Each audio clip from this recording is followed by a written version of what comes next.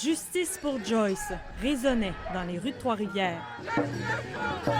Des familles ont fait des centaines de kilomètres pour participer à la marche. On a fait 2 jours de voyage, on a fait 9 heures de train. Pour tous les Autochtones, c'est quelque chose de très gros.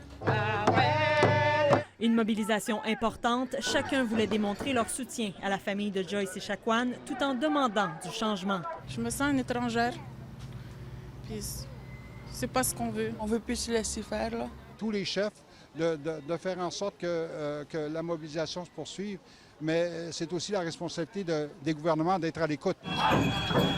Puis ils se sont tous immobilisés à l'angle de la Violette et Hart au Palais de justice de Trois-Rivières pour des chants d'honneur.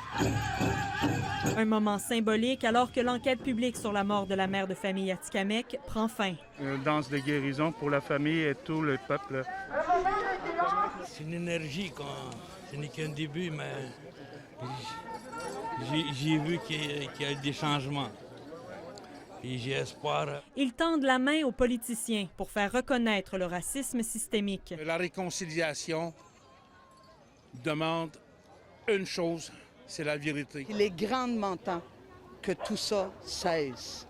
Je veux juste donner un petit peu de ma solidarité. La marche s'est déroulée dans le calme et la police de Trois-Rivières estime la foule à un peu plus de 2000 personnes.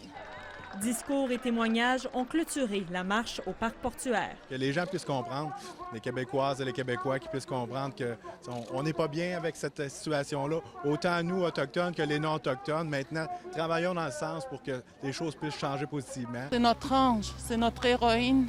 C'est elle qui va stopper ça. On peut pas dire qu'il faut qu'on oublie, mais il faut qu'on n'oublie pas pour pas que ça continue. Cassandre Forcier-Martin, TVA Nouvelles, Trois-Rivières.